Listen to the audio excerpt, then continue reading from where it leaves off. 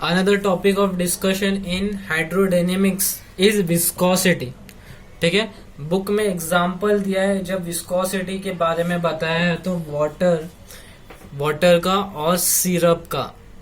ठीक है, most of लोगों को विस्कोसिटी पता होगा शायद या फिर सुना रहेगा, फेमिलियर रहेगा वो वर्ड से. What is viscosity?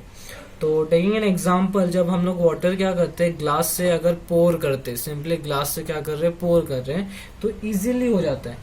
बट वही अगर सिरप है, हनी ले लो एग्जाम्पल, अगर उसको हम लोग वही ग्लास से अगर पोर कर रहे हैं तो जल्दी नहीं हो रहा है वो. It takes time. Why is this happening? That is because of the property of fluid, that is viscosity. तो क्या हो रहा है बेसिकली जब मैं विस्कोसिटी बोल रहा हूं, तो देर इज फ्रिक्शन.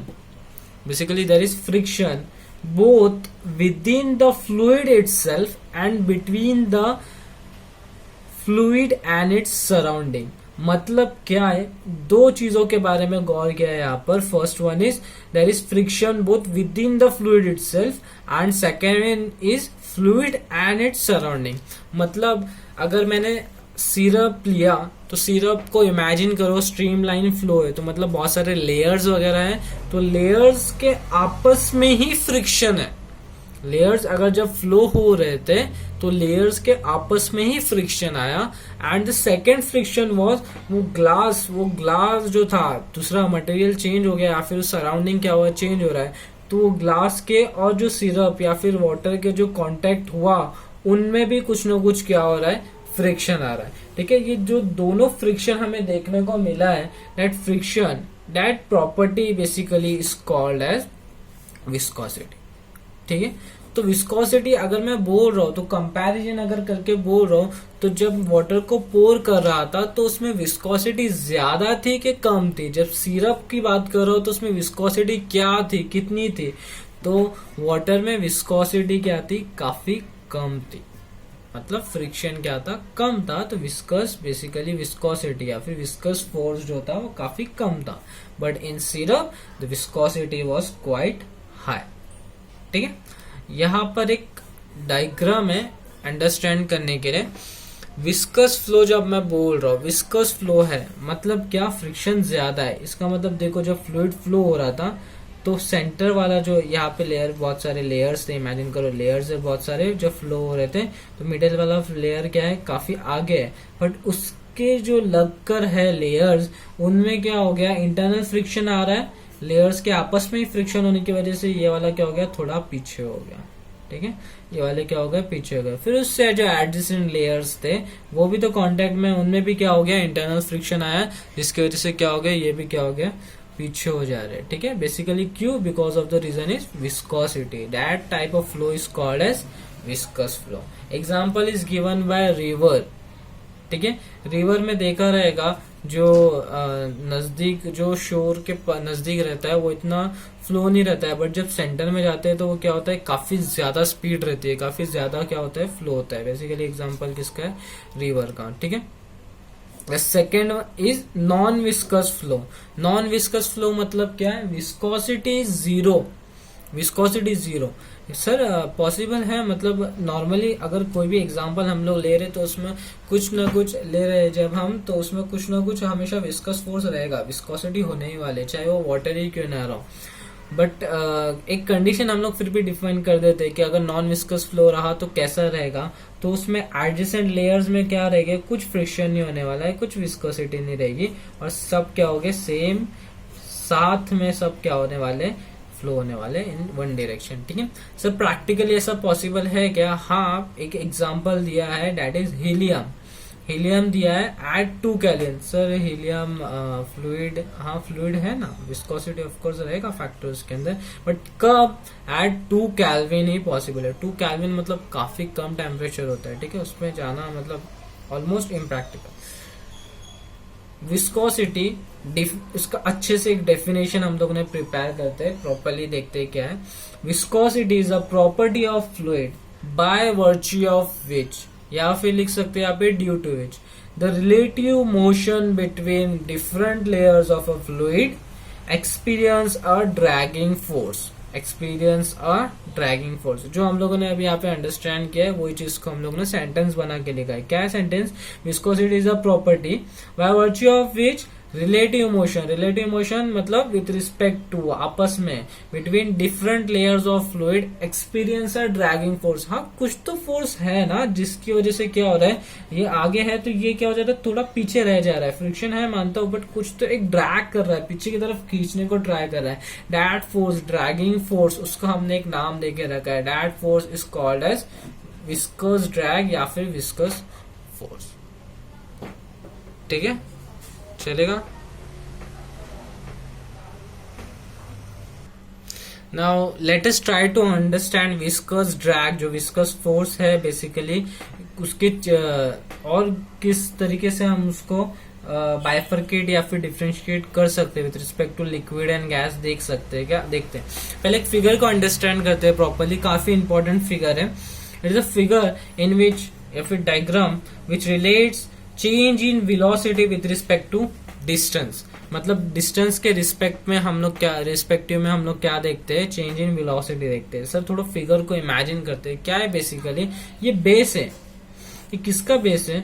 तो ये एक रिवर इमेजिन कर लो या फिर एक नॉर्मल फ्लो इमेजिन कर लो, कैनल टाइप या फिर रिवर ही इमेजिन करते हैं। तो ये बेस है रिवर का, सॉइल वाला पार्ट, और यहाँ पर सबसे एकदम ऊपर में क्या हो रहा है, अपस्ट्रीम, जहां पर क्या रहती है, बोट्स वगैरह रहती है। इमेजिन हो गया, ठीक है। अब यहाँ पर स्ट्रीम लाइन फ्लो कंसिडर करके चल रहा है हम लोग, स्टेडी फ्लो अगर लेते हैं तो यहाँ पर फर्स्ट कुछ तो वेलोसिटी रहेंगी, फिर ये कुछ तो वेलोसिटी रहेंगी, फिर इसके जो एडजेसेंट लेयर है, नीचे वाला लेयर, उसकी वेलोसिटी थोड़ी कम रहेंगी। अभी मैंने पीछे बताया विस्कस फोर्स की वजह से, विस्कस ड्रैग की वजह से, फिर उसके पीछे गया तो और थोड़ी कम रहने वाली है। तो इसका मतलब जैसे डिस्टेंस कम करते जा रहा हूँ, डिस्टेंस कम करते जा रहा हूँ, यहाँ पे जाऊंगा और कम होंगे और कम होंगे और कम होंगे, डिस्टेंस कम करते जा रहा हूँ, तो वेलोसिटी भी क्या होते जा रही है, कम होते जा रही है। सर अभी भी डाउट है, थोड़ा कंफ्यूजन है। इमेजिन करो यहाँ पर मॉलिक्यूल्स की रेसिंग चल रही है, ठीक है, मॉलिक्यूल्स की रेसिंग चल रही है। रेसिंग स्टार्ट हुई, 1 रेडी स्टेडी गो। तो जब भेजा तो एक पर्टिकुलर टाइम के बाद ये वाला मॉलिक्यूल जो था सबसे आगे, उसके बाद ये थोड़ा पीछे, ये थोड़ा पीछे, ये थोड़ा पीछे, ये थोड़ा पीछे, ये थोड़ा पीछे, मतलब एक ही टाइम के रिस्पेक्टिव में देख रहे हो। फिर भी हम लोग को क्या देख रहे हैं, मॉलिक्यूल्स कंटिन्यूसली क्या हो रहे हैं, पीछे होते जा रहे हैं। क्यों? Because of viscous drag only, ठीक है। तो कुछ टर्म्स रिलेट किया, सबसे आगे कौन सा, ये वाला है, तो उसकी वेलोसिटी कितनी ले लिया, v plus D V. Sir बहुत ज्यादा रहेंगी क्या वेलोसिटी? नहीं रहेगी, इसके कंपेयर में थोड़ी ज्यादा रहेगी। ऑफकोर्स विस्कस ड्रैग है, बट इतना नहीं कि बहुत ही एकदम आगे चले गया, हुसैन बोल्ट नहीं है ना वो। तो v प्लस डी वी रहेंगी। इसकी कितनी ले लिया, v ले लिया, तो इसकी कितनी रहेंगी, v minus D V. D V के small amount of velocity change, ठीक है। डिस्टेंस भी जब देख रहा हूं मैं, सबसे ऊपर जो है उस x प्लस डी एक्स, मतलब जो डिस्टेंस है लेयर्स के बीच में जो सेपरेट कर रहे हैं हम लोग, तो वो भी कुछ ज्यादा डिफरेंस नहीं है, छोटा सा स्मॉल डिस्टेंस है।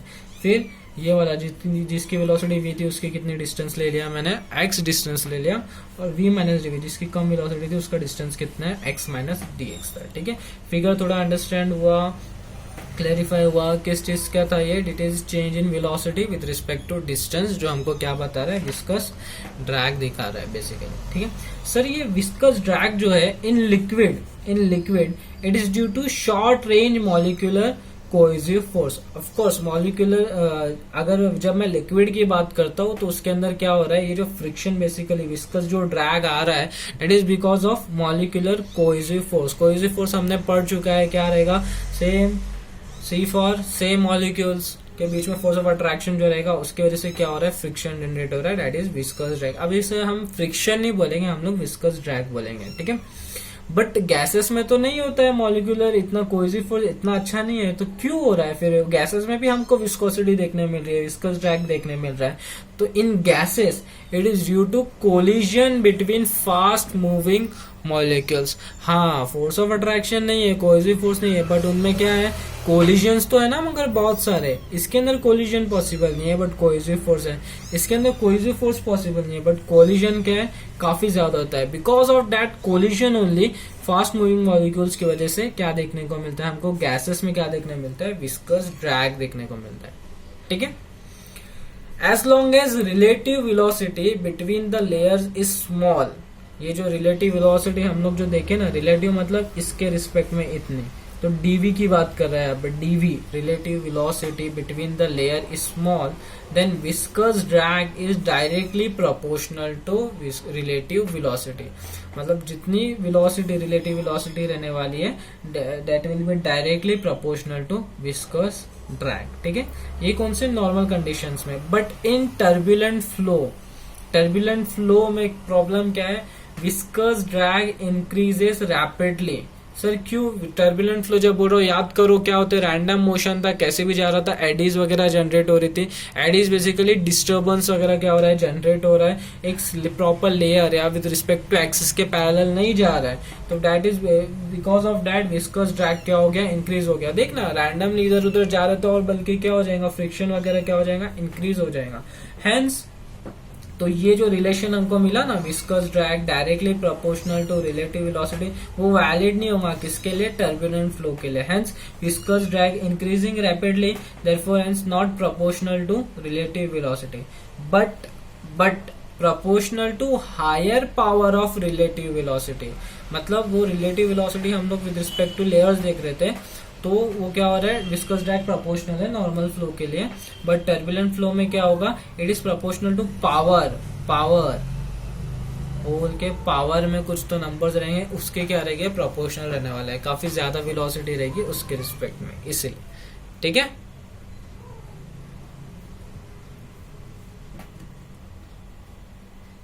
सर वो जो डायग्राम आपने बताया उधर, वो वेलोसिटी और डिस्टेंस का, वो तो विस्कोसिटी ड्रैग में तो आया ही नहीं, फिर वो क्यों बताया?